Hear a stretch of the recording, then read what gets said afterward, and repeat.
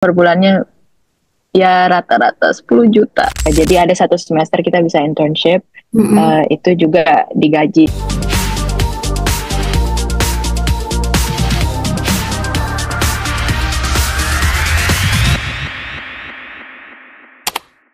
Halo pemirsa kabarkampus.com, ketemu lagi dengan saya Uci di Kabar Kampus Keliling Dunia. Kali ini saya ditemenin sama Kakak Furkon. Halo Kak Furkon. Halo Kak Uci, sehat Kak Uci? Iya, alhamdulillah baik. Kali ini kita mau berkunjung ke Belanda nih Kak. Wah, di Amsterdam khususnya. Siapa nih yang nyambut kita di Belanda nih? Ini sudah ada Kakak Naura Wahyudi. Halo Kak Naura. Halo. Apa kabar Belanda? Baik, tadi hujan tapi sekarang udah bagus lagi cuacanya. Oh gitu, udah cerah ya. Iya. Iya. Ya, Kak, ini ada pertanyaan ritual nih kalau baru mulai baru dibuka nih ininya podcast kita. Harus nanya, kenapa harus ke Amsterdam? Kenapa harus ke Belanda sih? Kenapa nggak ke negara lain gitu? Jadi ini aku personally aja ya. Aku sebenarnya emang udah 5 tahun di sini, tapi sebelumnya aku pernah tinggal di sini juga kayak hampir 10 tahun lalu. Aku pindah ke Amsterdam sama orang tua aku. Terus aku SMP di sini, tapi habis itu kemudian pindah ke Jerman. Terus pas SMA balik lagi ke sini. Nah terus kayak karena aku SMA-nya juga udah di sini. Terus orang tua aku nggak mau aku pulang ke Indonesia untuk kuliah karena di sini jauh lebih baik. Jadi aku disuruh sekolah di sini aja. Tapi itu juga kemauan aku sekolah di luar negeri. Jadi ceritanya emang udah lama di sana, Pak. Sama orang tua ya. Jangan-jangan udah warga negara Belanda nih, Pak. Jangan-jangan nih. Soalnya dari SMP udah sekolah di sana, enggak ya? Tetap warga negara Indonesia. Iya, karena aku pindah ke Jerman kan, jadi aku kayak hitungannya mulai lagi dari awal 5 tahun lalu.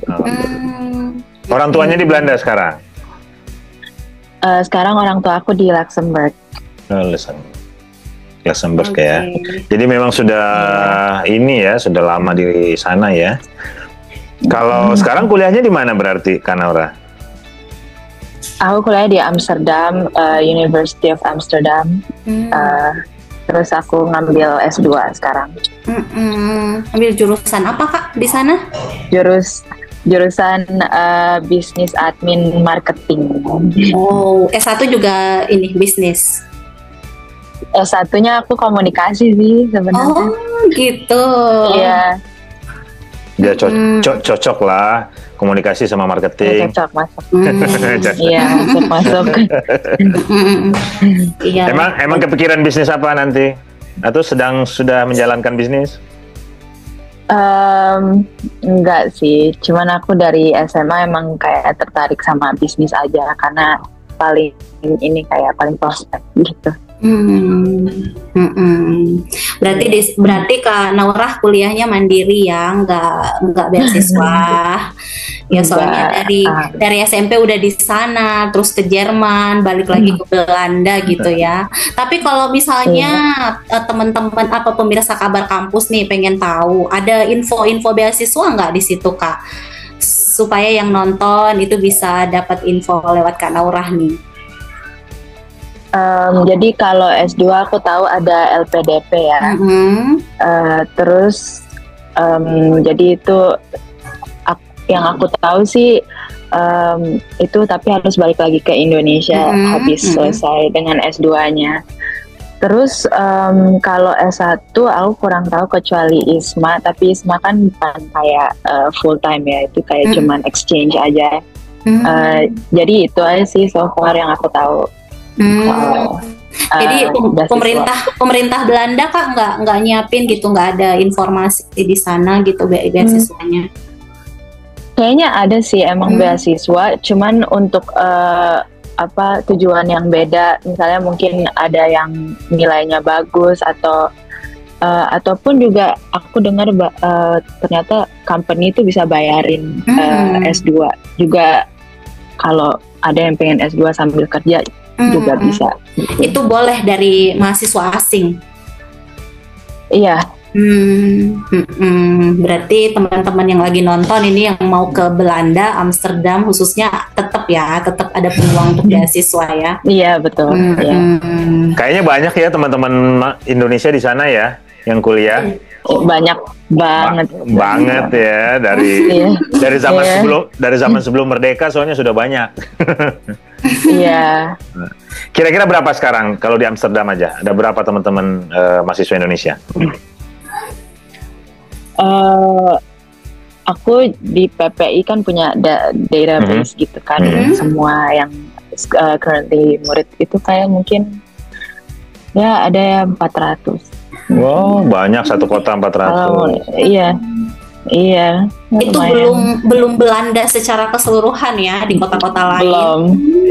Belum. Punya datanya kalau se-Belanda berapa mahasiswa Indonesia? Kalau di Amsterdam aja sih, jadi kayak mungkin hampir 400-an gitu. Yang se-Belanda nggak sempat punya datanya? Enggak, saya aku bukan PPI Belanda. Tapi di antara kota lain mungkin Belanda ya yang paling besar. Amsterdam maksud saya yang paling besar. Amsterdam mungkin juga Rotterdam lumayan gede. Den Haag juga gede. Ya, tapi kebanyakan sih emang mau ke Amsterdam. Semua rata-rata berkumpul di PPI aktif? Nggak semuanya aktif, ada juga yang nggak di database, mungkin karena nggak tahu PPI itu ada. Karena kan juga banyak orang Indonesia yang emang udah lahir dan besar di sini, terus kayak nggak tahu PPI itu apa. Waduh, sayang juga ya. Iya.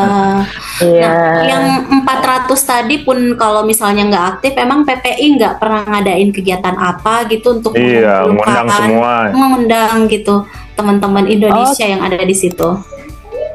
Kita sering sih ngadain acara gitu kayak gathering, kita selalu posting di Instagram. Kalau ada acara apapun biasanya orang tinggal sign up aja, atau enggak misalnya kalau nanti besok kita ada acara bukber nih, kita harus bayar cuma 3 euro untuk makanannya. Terus nanti ada lagi acara sama kayak perkumpulan pelajarnya Thailand. Itu juga menarik sih. Jadi kayak kita ada sih hampir tiap bulan acara-acara gitu untuk kumpul-kumpul. Justru collab ya dengan negara lain gitu. Mahasiswa dari negara lain. Wah, tambah rame berarti ya. Bisa keliling tiap hari buka puasanya di mana-mana gitu. Iya, boleh. Selain yang tadi, kegiatan yang paling menonjol apa di PPI? Kegiatan paling menonjol, kegiatan rutin mungkin ya. Paling kita biasanya ngumpul-ngumpul aja sih, makan-makan, ngobrol-ngobrol. Paling yang dulu aku sempat juga aktif itu, kita dulu ada namanya PDKT, jadi kita collab sama kayak masjid, terus kita bikin event kayak jualan makanan atau kayak cultural event gitu-gitu. Terus kayak semua orang bisa datang, tapi bayar tiket of course. Iya, kayak bazar gitu kalau ada tadi. Iya, bazar gitu. Program andalan lah itu. Kalau bazar, ngumpul-ngumpul sambil jajan. Barangkali sering adain seminar atau webinar mungkin. Iya, PPI, jadi kita ada divisi Akastat, jadi akademik dan kajian strategis itu mereka spesialisasi untuk bikin seminar atau kajian-kajian sama orang PhD atau orang masters gitu. Biasanya tahun lalu tuh ada yang namanya kayak Exil, itu kayak ngomongin tentang kaum eksil di Belanda or something. Jadi bisa aja request mau ngadain kajian apa ke Akastat gitu. Wah, menarik tuh. Nanti bisa diskusi sama kabarkampus.com dan GSC. Kita punya forum namanya GSC, Geostrategi Study Club. Wow. Baik. Nanti bisa collab. disambungin. Iya. Oke, boleh. Iya. Dan By the Dan tidak hanya itu, kegiatan-kegiatan lainnya nanti teman-teman PPI Iya. Amsterdam bisa kirim juga ke kabar kampus. Iya, betul. Yes. Iya. By the way, ini Kak Naura udah 5 tahun ya di sana ya. Khusus pas kuliah S1 dan S2-nya sekarang itu di luar dari yang SMP, pas SMP di sana, Kak. Iya, di luar yang SMP sama kelas 3 SMA ya. Oh, oke. Berarti karena udah lama pasti udah banyak nih jalan-jalannya. Udah jalan kemana aja, Kak, di situ di Amsterdam atau di Belanda secara umum? Kalau Belanda, aku kayaknya kota-kota yang gede udah ya. Terus aku emang pas kelas 3 SMA itu aku tinggalnya di kota namanya Leiden. Kayaknya kalian tahu juga ya. Iya. Terus kalau di Eropa sih kayak Eropa Barat, area Barat udah hampir semua, alhamdulillah. Tapi aku pengen juga jalan-jalan ke Eropa Timur sih, yang bagian timur itu. Terus kan Eropa kan kemana-mana sebenarnya deket ya, karena di tengah gitu. Jadi aku juga pernah ke Amerika juga sama keluarga. Iya gitu sih. Yang Belanda, Kak, kota-kota besar yang udah didatengin apa aja, supaya ini pemirsa kabar kampus bisa dengerin nih apa yang menarik di kota-kota itu. Siapa tahu dari Kak Naura bisa membuat mereka tertarik ke Belanda. Jadi ini tour guide gitu ya? Kata aku paling suka kota Rotterdam sih. Rotterdam tuh kayak banyak gedung tingginya gitu. Sebenarnya kan kayak Jakarta juga kan kayak ada gedung tinggi, tapi karena di Amsterdam tuh nggak ada, kecuali di satu area kayak di sini semua gedungnya pendek-pendek gitu. Jadi kayak ngeliat Rotterdam tuh kayak beda, dan itu juga lebih modern gitu. Terus kalau untuk makanan Indonesia atau culture Indonesia paling banyak di Den Haag. Itu juga KBRI di Den Haag. Jadi kayak kebanyakan paling banyak orang Indonesia di Den Haag. Terus kayak di Den Haag tuh ada tempat makan Padang yang aku sama orang tua suka pergi gitu. Muncul lagi nasi Padang. Muncul lagi nasi Padang di beberapa negara, kemarin juga bicaranya nasi Padang. Semuanya kangen nasi Padang. Iya. Karena kalau mau makanan pedas tuh kayaknya di situ doang sih kalau bisa. Terus ya Leiden juga lumayan, karena Leiden tuh versi kecilnya Amsterdam gitu. Jadi Amsterdam tapi tanpa turis-turis yang mengganggu. Itu berat. Iya. Terus apalagi ya kotanya yang aku suka? Ada yang satu kota aku lupa namanya, tapi bisa kayak nyetir boat sendiri, kayak lewatin desa-desa kecil gitu. Aku lupa namanya. Ya, tapi adalah pokoknya Giethoorn, kalau nggak salah namanya Giethoorn. Itu ya kalau mau jalan-jalan. Terus kalau mau lihat kincir angin, namanya Zandvoort. Itu nggak jauh dari Amsterdam, cuman kayak 30 menit pakai bus atau mobil. Biasanya kalau orang jalan-jalan ke Amsterdam tuh kayak udah satu paket gitu sama jalan-jalan ke windmill-nya. Itu tadi katanya Amsterdam beda dengan Rotterdam. Amsterdam gedungnya pendek-pendek. Itu kenapa? Emang ada aturan ya di kota itu bahwa gedungnya nggak boleh setinggi apa gitu? Kurang tahu sih. Tapi kalau yang di kotanya itu karena kan gedungnya yang gedung tua-tua itu emang kayak udah World Heritage. Jadi nggak boleh nggak boleh digusur istilahnya. Tapi ada di Amsterdam distrik bisnis namanya Amsterdam Zuid, itu kayak di selatan Amsterdam yang skyscraper-nya ada juga, jadi kayak perusahaan-perusahaan gede kayak bank dan sebagainya di situ semua. Sama ini Kak Naura, di Belanda katanya banyak sekali buku-buku tentang Indonesia, bahkan dari buku-buku yang tua. Barangkali Kak Naura sering ke berbagai perpustakaan di sana menemukan? Um, jadi aku pernah dengar waktu aku tinggal di Leiden kan ada kampus Leiden gitu kan. Mereka punya library dan itu mereka simpan buku-buku kayak peninggalan dari zaman penjajahan. Tapi aku sebenarnya belum pernah masuk ke dalam. Saat terakhir aku ke sana masih COVID, jadi kayak masih ditutup gitu. Tapi kalau ada teman-teman ada yang mau, yang penasaran ngecek buku peninggalan Indonesia, kayaknya di library-nya kampus Leiden. Ada ya, banyak ya pasti ya. Iya.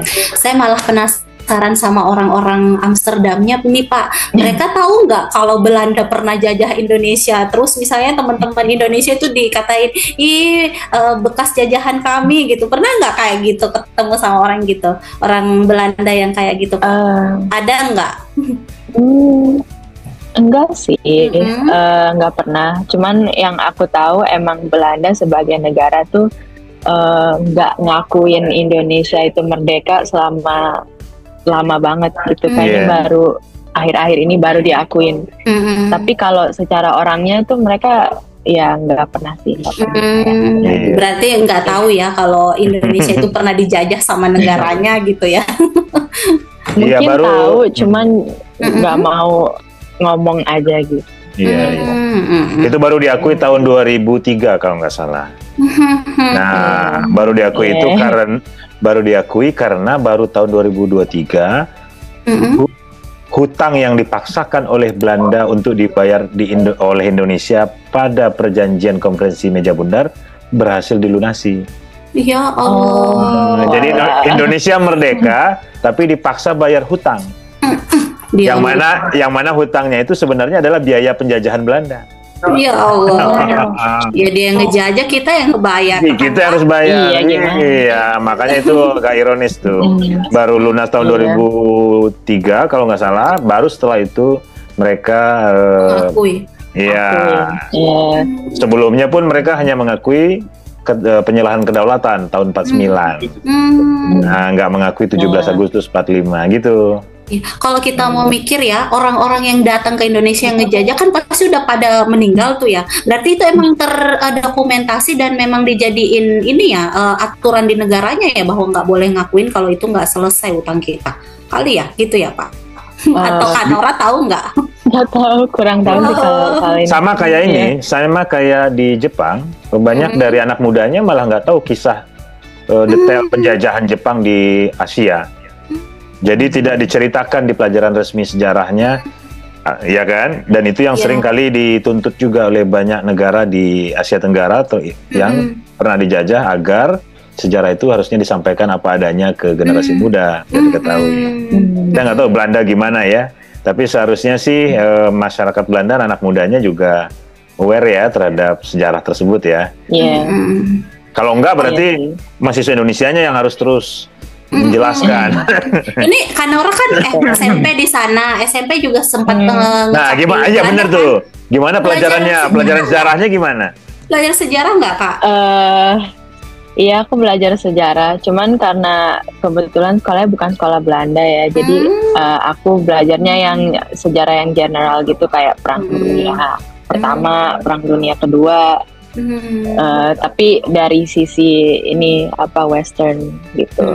Jadi misalnya Perang Dunia Kedua itu kenapa terjadi gitu, nggak kayak nggak melihat gimana itu mempengaruhi kayak Asia contohnya. Iya. Kalau sekarang gimana Kak Nora? Apakah sikap masyarakatnya sudah sangat menghormati toleransi satu sama lain, atau masih ada juga sikap yang katakanlah nggak suka sama imigran, atau ada semacam merasa tetap sebagai superior ya dibandingkan yang lain, misalkan ya ada supremasi kulit putih misalkan, atau gimana? Kalau menurut aku sih kayak supremasi kulit putih itu susah benar-benar hilang ya. Jadi kayak kadang-kadang masih ada mungkin diskriminasi terhadap imigran. Dan juga emang pemerintahnya juga sebenarnya nggak, kayaknya as of now mereka nggak terlalu suka imigran dan pendatang. jadi aku juga dengar-dengar mereka ingin membatasi murid internasional yang bukan dari Eropa untuk S1. Jadi mungkin juga pemerintahnya kurang toleran kataku. Tapi kalau orang-orang yang biasanya yang aku lihat sehari-hari jarang sih, cuman pasti ada gitu. Oh gitu. Berarti ini dong ya, maksudnya bakalan banyak yang ini mahasiswa asingnya bakalan dibatasi gitu ya? Iya. Mulai efektif kapan? Itu ya, mulai kapan? Kurang tahu sih. Cuman aku juga mau bilang kalau student yang dari luar negeri itu bayar SPP-nya jauh lebih mahal daripada murid lokal. Jadi nggak tahu ini gimana berpengaruhnya ke kampus-kampus yang nerima SPP dari orang luar. Nanti ada budget cut kah apa? Aku nggak tahu sih. Iya. Berarti ini perlu diketahui juga nih sama pemirsa Kabar Kampus ya. Jangan maksudnya mungkin bisa jadi pertimbangan untuk ke Belanda, nggak usah dipertimbangkan salah satu negara mungkin karena bakalan dibatasi gitu, takutnya akan kesulitan. Atau gimana Kak? Harusnya justru ngejar gitu karena terbatas jadi bakalan spesial. Gimana menurut Kak Nora tuh? Menurut aku sih, kata aku apply aja karena kayak sekolah di sini tuh bagus banget education-nya. Jadi misalnya kalaupun kan nggak ada salahnya untuk mencoba ya. Jadi kalaupun di reject ya nggak apa-apa. Can try other places. Yes. Cuman kataku itu tidak jadi faktor untuk kalian stop untuk apply for Belanda. Tetap semangat, mampu bersaing, berkompetisi. Iya. Oh iya, Kak Nora, saya mau nanya dikit nih. Kemarin itu kita Kabar Kampus dari teman-teman Free Palestine Network melaporkan dari Amsterdam. Mereka menyelenggarakan sebuah seminar kan terkait isu hak asasi manusia di Palestina, ya kan, di mana hari ini terjadi praktek genosida di Palestina. Kemarin itu pelapor dari PBB bersama dengan Omar Bogoti, salah satu pendiri dari BDS, boikot, divestasi dan sanksi ya, ada perusahaan-perusahaan yang terafiliasi dengan Israel. Kemudian salah satunya juga ada diplomat Belanda yang sudah berkarir 21 tahun, kemudian mengundurkan diri karena protes terhadap genosida Israel di Palestina. Nah, kalau pengamatan Kak Nora sendiri gimana di sana sehari-hari dari sikap kritis kampus teman-teman mahasiswa di sana terhadap situasi yang ada di Palestina? Jadi aku juga baru baca. Jadi Pak Omar ini juga lagi belajar di kampus yang sama kayak aku, University of Amsterdam. Dan emang kayak I think BDS ya. BDS itu juga kayak aku sering dengar di area kampus. Dan sebenarnya tadi di lantai 1 aku juga baru lihat ada orang duduk untuk berdemonstrasi gitu tentang soal Palestina. Karena memang kayaknya mereka pingin kasih tahu institusi kayak termasuk kampus ini untuk divest, karena mereka juga invest kalau nggak salah, dan itu kayak udah berlangsung secara lama banget. Jadi kayaknya dari semester pertama kemarin, dari September itu bahkan lebih parah. Jadi kayak mereka kayak ada grafiti di dinding kampus, terus kayak semuanya di kampus tuh kayak dirusak untuk berdemonstrasi gitu. Bahkan ada polisi juga sampai menjaga kampus, dan banyak kelas-kelas yang di cancel, orang nggak bisa ke kampus untuk mungkin beberapa hari, kayak 3 hari gitu. Sekarang sih udah mendingan situasinya, cuman ya kemarin itu sampai masuk berita internasional yang demonstrasi di kampus. Nggak bisa masuk ke kampus itu maksudnya ditutup oleh aparat keamanan atau gimana? Iya ditutup aparat keamanan, dan juga emang orang yang demonstrasi ada di situ. Jadi kayak jalur untuk masuk kampus diblok. Dan karena emang kayak situasinya emang kayak kacau, jadi kayak banyak barang berserakan di lantai. Tapi pada dasarnya kebebasan untuk berdemonstrasi, menyatakan pendapat di sana soal Palestina khususnya itu ada atau sebenarnya dibungkam oleh kampus ataupun oleh aparat? Kata aku ada, karena sebenarnya di luar kampus orang juga jalan kayak keliling kota untuk berdemonstrasi, dan itu nggak diberhentiin sama aparat as long as kayak in peace, jadi dengan damai dan nggak rusuh. Cuman karena kemarin ini ya escalated into something yang kayak rusuh gitu, jadi mereka harus kayak dinetralkan sama aparat. Makanya yang baru bisa makanya yang baru banget bisa. Tadi yang kakak ini ya, yang kakak ceritain yang duduk diem itu aksi diam kayak gitu. Iya, aksi diam. Iya. Jadi kalau kita compare tuh Kak Naura di Jerman, Berlin gitu ya, demonstrasi-demonstrasi soal Palestina itu ditangkap-tangkapin sama aparatnya. Ya digebukin gitu ya. Nah itu dibandingkan Belanda itu gimana? Relatif lebih oke gitu atau gimana? Ada ya, yang kemarin itu yang rusuh banget itu emang ada yang sempat ditangkap juga kalau nggak salah, sama bukan digebukin sih, kayak pakai ituannya, terus kayak ditahan gitu. Oh sempat juga sih sebenarnya yang rusuh banget itu di kota juga. Ada sempat, cuman itu waktu emang lagi pik-piknya orang demonstrasi seluruh dunia. Iya, tapi untuk sekarang sih kayak lebih damai ya sekarang. Tapi masih tetap ya banyak yang duduk aksi diam itu tadi yang di bawah. Lumayan. Ada sampai ratusan orang. Enggak sampai sih, paling puluhan orang. Dan kata aku tuh rata-rata kayak dosen gitu, dosen PhD gitu. Gitu. Lebih bagus ya dukungannya, maksudnya tuh lebih tidak hanya mahasiswanya, dosen-dosen juga terlibat. Jadi artinya kalau dari internal kampus sih dukungan terhadap Palestina masif ya di sana ya, banyak ya. Kalau kampusnya sendiri aku kurang tahu mereka dan dengan siapa masih dipertanyakan. Cuman kalau studentnya sama dosen-dosennya for sure untuk Palestina. Oke. Kalau nanya Kak Nauranya nih, Kak Naura pernah ikut aksi nggak? Pernah, yang lagi rusuh-rusuhnya itu aku ikut, dan itu kayak rame banget itu sampai jalannya diblokir gitu. Terus aku juga pernah ikut yang berjalan, itu yang pertama kali banget demonstrasi sih untuk Palestina. Tapi sekarang udah mulai sering juga kan, kemarin Women's Day ya. Itu Women's Day. Sekalian untuk women in Gaza, for example, kayak demonstrasi. Wah, seru nih Kak Naura nih, keren. Pasti bisa cerita banyak karena udah sering malah ya turun aksi. Iya. Biasanya dimotori oleh teman-teman mana? Teman-teman Indonesia atau teman-teman dari mana?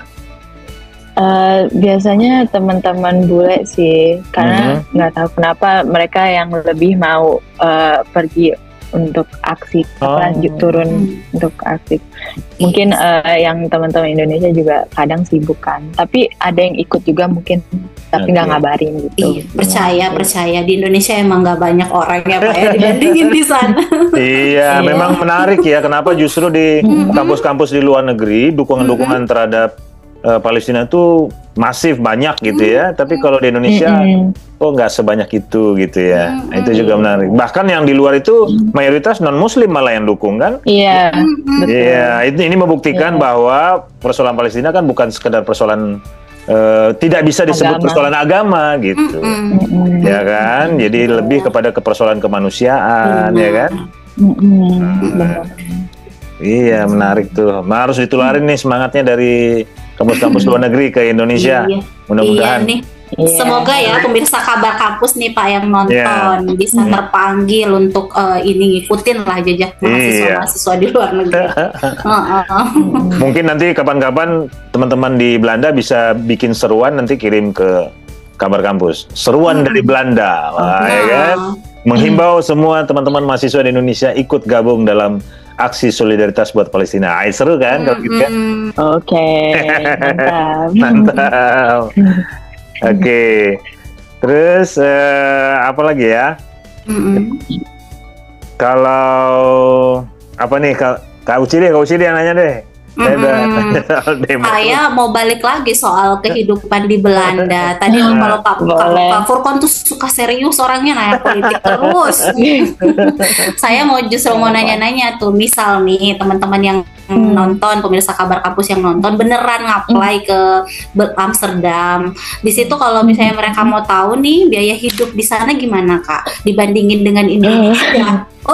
Tarik nafas panjang-panjang nih kayaknya jauh nih. Iya. Kayaknya nih. Lumayan.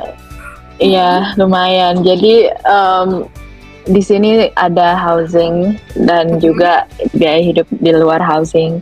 Nah, kalau housing itu pertama itu susah banget di sini. Jadi kadang-kadang teman-teman aku tuh pergi di luar dari Amsterdam, tinggal di luar Amsterdam untuk kuliah di Amsterdam.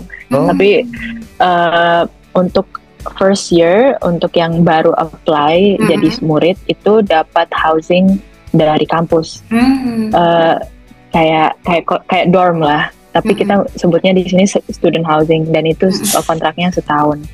Dan itu rata-rata 400 sampai 900 euro per bulan.